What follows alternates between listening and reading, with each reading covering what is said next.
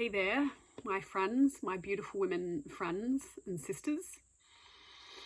I wanted to do a video. I was drawn, spirit inspired to do a video for you to introduce myself and the sister circles that I run. Not that I haven't done that already before, because I have, and maybe you're listening to this and you've heard from me before. But also because a part of sacred feminine magic, a part of sacred feminine embodiment is about calling things in.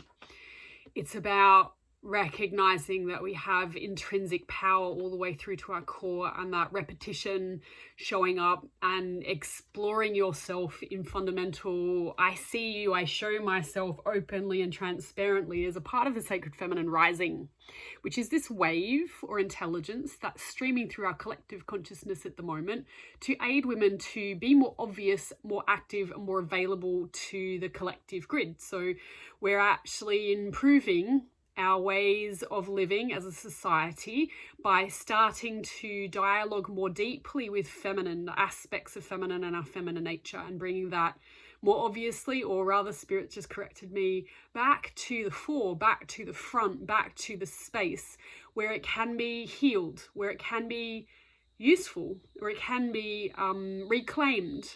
And I land on reclaimed. I want to kind of land on reclaimed and hold that space because, you know, I was reading, I don't know if you guys have heard of Carolyn Meese and her work of archetypes, but I've done a bit of her training in the long past. And I was going through some of my notes, and as I was going through, I noticed some of the things that I dialogued with around that period of time. And one thing that really stood out, this was just yesterday, because this is the way Spirit works, right? Synchronicity and all that. One thing that really stood out is that the hero's journey, or the heroine's journey, because, you know, let's face it, we're women, the story of your sacred voice, of becoming more of you, of showing up more in life, of being more available so that the collective oneness can benefit from your energetics and the way that you show up and what you have to contribute. All of that relies on you recognizing a part of you, an aspect of you that is adolescent or immature or hasn't grown up or has been stunted or is not quite ready for life. Starts to recognize the inner child, the part of you that's not quite grown up yet, because life's tough and it shuts us down and it does all these things where we get really kind of fragile and feel like we're not safe enough to be openly outwardly ourselves. And so the journey really is connecting in with you, connecting in with the deeper part of you, the deeper well, connecting in with the stuff that you've maybe been ignoring for a while, or that's just not obvious because at some point you've declared it with your head, with your mental mind mapping system, that it's not okay, that there's no space for it here, which is a lie, by the way. There's space for all things here. It's just collective dialogue, right? I digress. Sorry, I do that. Your inner child, she needs support. She needs guidance. She needs reparenting most of the time, and she absolutely needs reclaiming by you so that you can become the sovereign. You can become powerful. You can become fully aware of your power, your space, your time, your efficacy, your impact, what matters, where you want to dedicate your energy, making those decisions with clear coherency and consciousness. Making unconscious kind of accidents conscious, allowing yourself to feel more satisfied with your life journey and why you're here and how you're contributing, which is the dream, right? This is the dream. So landing into sister circles. Why sacred sister soul circles? I'm going to put sacred just to the side for the moment because I do want to dedicate some time to that, but circle work. Why do we do circle work? Well, firstly, it's a calling, you know, it's a calling. Usually there's a part of you that knows that you need some support, that you need some guidance, that you need to be working together with someone, something, somehow. You don't quite know what that looks like. Circle work can be a container to support you, a space to hold you as you're dialoguing with a deeper well of your own intelligence. So you're allowing yourself to tune in and to be present with that which maybe is not quite confident enough to step forwards and to say. Okay, it's maybe just dwelling a little bit too deep into your own experience. And so we work in circles to contain energy so that we put space aside to focus on this practice. And we do that regularly, ideally. If you've ever done any of my circle work, and quite traditionally, circle works generally, you'll either do them in a collective of maybe 5 sessions, so once a week for 5 weeks, or you might do it for a 3-month container or a year container, whatever it is. But we usually do it for a period of time, and it's designed to contain a particular intentional focus.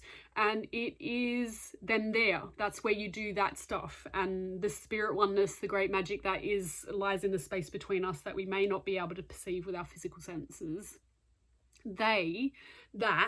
whatever that is, it marshals more energy towards your intent because you dedicate time and space to circle work at that time, in that way, at that moment. And so we do circle work because together we thrive. There is more energy available to be able to go deeper with your own exploration when you allow yourself to be accepted, held, and revered in a circle. And in this case, it will be a circle of sisters, because we're here, these circles are about sisterhood repair. And we all have our own wounds. We all have our own stories around times where we didn't necessarily feel like we belonged. We didn't necessarily feel like we were accepted as we were, or somehow we would hang out with particular women, or, we were bullied maybe by particular energies that suggested that women were unsafe. Or sometimes this is also a mother wound, or a sister, like an actual physical blood sister wound, or a cousin, or someone who should have taken care of you and really ideally should have responded in a different way and didn't have space or time for you. And so we all have our sisterhood wounds. We all have them.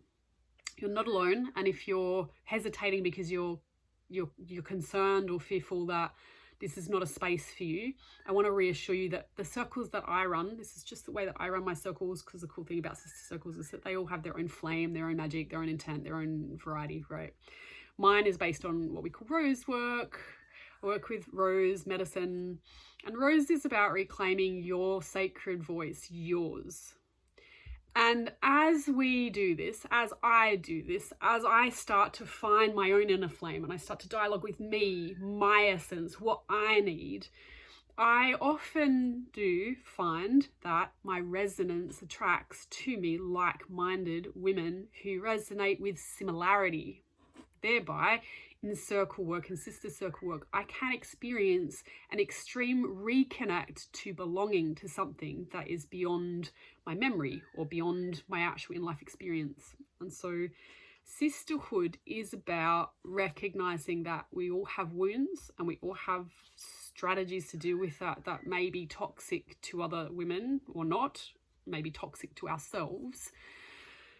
And we're all trying to work out how to be women in this current time-space continuum. So sisterhood is about showing up to transparency and being frank and fearless with your own exploration. And the cool thing about the container that I hold is that we know that as you work on you, as you invest in you, as you're frank and fearless, brutally honest with you, where you're at and what's going on with your own system, and we create and allow space for that rather than advice giving, because advice giving sometimes does the opposite, which is why we don't generally offer advice in these circles.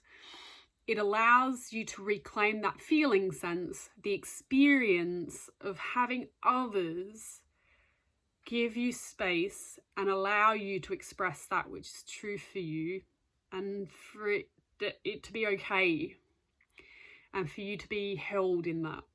And we've had some really beautiful circles, and some women have experienced extraordinary repair from simply one circle. But of course, life, your experience is yours, and whatever it is that your life offers you is your responsibility and your strategy, right? It's like your higher consciousness helping to guide you in life. Which lands me then in why I call it a soul circle. Soul is, I'm a spirit channel. I work with spirit, and there are so many versions of that. And if you've dabbled a little bit in spirituality, maybe in the psychic realm, you may have, particularly early on, you know, being a beginner, exploring with psychics, other beginner psychics, sometimes can be a bit of a scary experience. I have noticed sometimes in those types of spaces that there is no boundary system or control around giving over psychic information, and not knowing the difference between when I'm making stuff up or projecting my own value system versus when I'm actually reading someone psychically properly. And, you know, an arm of the work that I do is the psychic development circles. I do that because I noticed this phenomena and it really bugged me. I felt unsafe, and I'm pretty stable and self-aware. So anyway, soul is the emphasis here, that we're beyond the physical, that there's the metaphysical, there's the spiritual, and you have a higher consciousness that you are in alignment with always. Whether you're listening to it or not is a different question. But these circles are specifically to reconnect you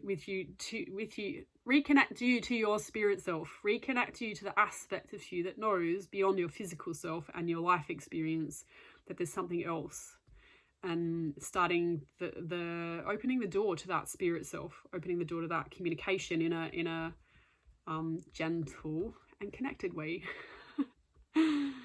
I know I laugh. Conversation for another time. So that's what the Sacred Sister Soul Circles are essentially about. They're a containment energy field that's specifically designed to allow you to reconnect with your own inner flame, with your own connection, with your own soul self, and to listen and to hear and to communicate with that, and to discern what it's saying, what it's giving, and realizing the gift that you are in this life, and reclaiming that ability, reclaiming your intuitive self. That's the sacred feminine rising. You know, when we acknowledge that we all have intuition, and the intuition sometimes is way more intelligent than your mind. Way more. Anyway, so that's the Sister Soul Circles, containment structure to be able to dialogue with a deeper well of your intuition and to reconnect with sisterhood. If that resonates with you so far, great, cool. Keep listening. Spirit, in the dialogue that I had between me, myself, human, Dana, Parker, her, my dialogue, my inner child, the dialogue that I had basically with spirit over a long period of time.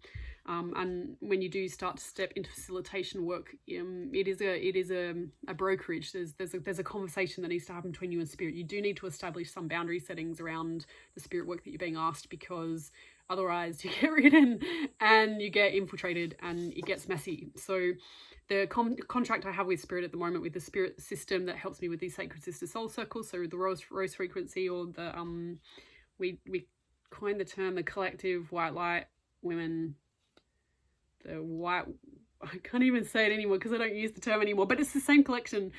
Basically the higher self-consciousnesses of women generally, the collection of it. Like it's there's a bubble of, or pool of light, wisdom, energy that aligns with sacred sisterhood rising. And so as a spirit channel, I access that grid, that Akashic field, that's my flow, that's my magic, right? That's one of my things. So hey guide, conversation I had with them was I would run them at the moment every solstice and equinox. Why? Solstice, equinox, it actually talks about the dialogue with the earth and the sun. So the solar giant being our life giver, the masculine maybe, and the earth plane being the mother. And so shadow and light, we can talk about light and dark. The sacred feminine is much more diverse than that, much more cyclic than that. But the conversation here really is about we wanted to align more solidly with our cyclic nature as women, with our dialogue with our natural selves, that which is in the physical, exploring and experiencing. And also recognizing that, you know, astral bodies like the sun, the moon, the sun, Jupiter, Mercury, these types of planetary systems, they also do magnetically influence certain thought ideas and systems that are available at particular times. And so the solstices and equinox really are a dialogue between the sun and the earth, both of which we cannot live. There is no life without the two. So you can argue masculine and feminine. And the solstice is the time period where it's either the shortest day of the year or the longest day of the year. So there's either the least amount of light available or the most amount of light available. Also in the Celtic tradition, because, you know, Anglo-Celtic background myself, the Celtic tradition, the solstices are either the point at which it's considered the summer celebration or the winter celebration. And so it doesn't matter which hemisphere you're in. I'm an earth grid wielder and communicator, so the solstices in themselves are really just a commentary on what dialogue are we in at the moment relating to the planet, and they offer different magnetic potentials. So the equinoxes, of course, are usually where the days are in balance, so there's equal amount of light and equal amount of dark on the planet. So our next one is going to be summer here in Australia, in the southern hemisphere, and it's winter in the northern hemisphere. And it doesn't really matter which one you attend, but the emphasis will be on the circles. When we're hosting the North American one, it will be for the winter solstice, and if we're hosting the southern hemisphere one, which will be earlier, it'll be the summer solstice. And they both have different potentials. So you'll learn about this as you dive into your own deeper well and start to ignite your own magic and start that dialogue with the physical you, the one that incarnated, the one that was invited down here by the Earth Mother to be here. And that's the point. The whole point here is you do you. This is a opportunity, and we welcome you into the circles.